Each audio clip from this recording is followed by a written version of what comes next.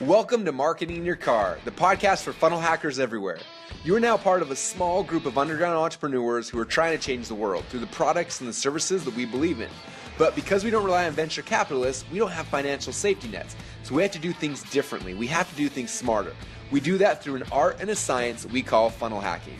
Now, this podcast will give you a glimpse at the daily life of a funnel hacker. So let's get started.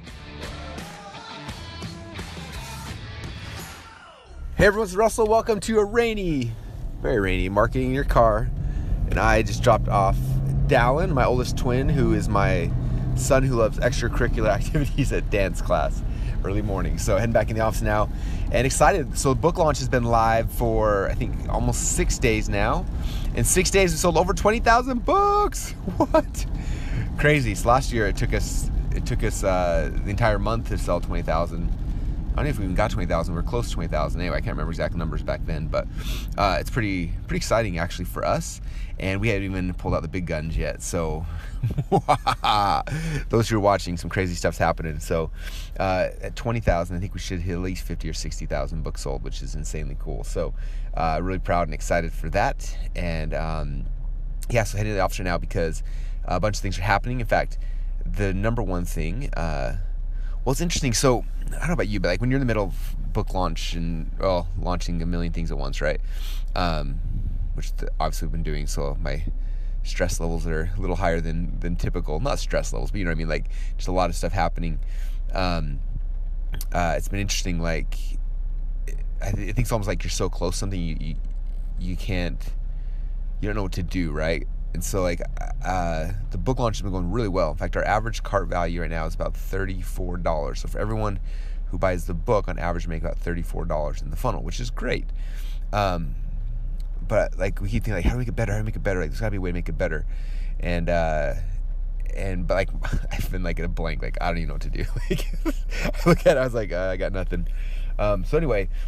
I bought a thing called a float tank a while ago. It's in my house, and I hardly ever use it. I feel bad. Like, in fact, I clean it more often than I use it because it's kind of a pain to keep. Looking back now, I definitely not get a float tank at my house, but they are cool. And I promise you, somewhere in your hometown, there's probably a float tank place. If you Google float tank in your city, I bet you'll find one. But basically, it's a huge salt sensory deprivation tank where it's like 1,000 pounds of salt. So you lay it and you float to the top. And you just sit there. And typically I do my float tank, I go in there, listen to music or listen to CDs or talks or whatever, right? But this time for some reason, like the music thing wasn't playing. So and this is Saturday night? Yeah, Saturday night. So went in there and music thing wasn't gonna work. I was like, whatever, I'll just try to like focus and do my whole like meditation thing. And I'm not a very good meditator at all by any stretch. But I sat there and laid there and I tried to focus on my breathing and just try to like think about the major things. And it was cool because the first time, like I think I had time to like reset and like not be in the motion of everything. I just sat there for like an hour and I sat there for probably 45 minutes and I passed out and I woke up and my alarm went off. And I didn't get any like great ideas while I was sitting in there, but I feel like it was like a flush, like a cleanse or something, because then I went back inside and it's probably like 11 o'clock at this time, or maybe almost 12 o'clock. And float tank, when you, like an hour in the float tank feels like you've slept for like 5 or 6 hours. So I felt really good. So I got up and I was like, So I ended up staying up till like 2 or 3 in the morning. And then next day I had church, which was yesterday. And I'm in church and all of a sudden like the ideas started flowing. And I was like, what? Where are these coming from? And it was almost like there was a blockage and like that flushed it. And then all of a sudden it was like, they just started flowing. And I'm sitting there and I'm like, oh my gosh, like I can't even keep up with these all. So like in church trying to pay attention and listen and be good while I'm like taking notes. I'm like, I can't forget this stuff. This is really good crap. I got to make sure I don't forget it. So I'm like typing in my notepad and then I try to go back out and focus. And then all of a sudden it's like keep flooding in the ideas. And I was like, oh, this is so cool. So I got this huge flood of inspiration. So this morning I woke up early at 5, which I'm hurting really bad. It's 8:30. I'm like, I can barely keep my eyes open. So I don't know. This is going to be a long week, I think. But I got up and I started kind of retweaking our funnel. So you got our average cart value right now, I think, what did I say, it was 34, 36. I can't remember exactly what it was as of this morning. My goal is to get to 40, and I think I can. And I have some ideas, so I'm going to be plugging in all these split tests and different things. I'm actually going to record 2 different upsell videos right now because I think I figured out what I messed up on, which is so cool. It's just, this is the part I love about funnels. So for everyone who's got funnels who don't work, even if you have funnels that do work, I want to stress like this process. And I talked about it Funnel Hacking Live, and I'm going to talk more and more about it. In fact, if I ever happen to do book 3, hopefully I never do, but if I happen to, this will be the premise of it. Not the premise, but the beginning of it is understanding this piece of it. So basically, we drive traffic, we spend time, and then we look at the numbers, and based on the numbers, we try to figure out, okay, now we know what it is, how do we make it better?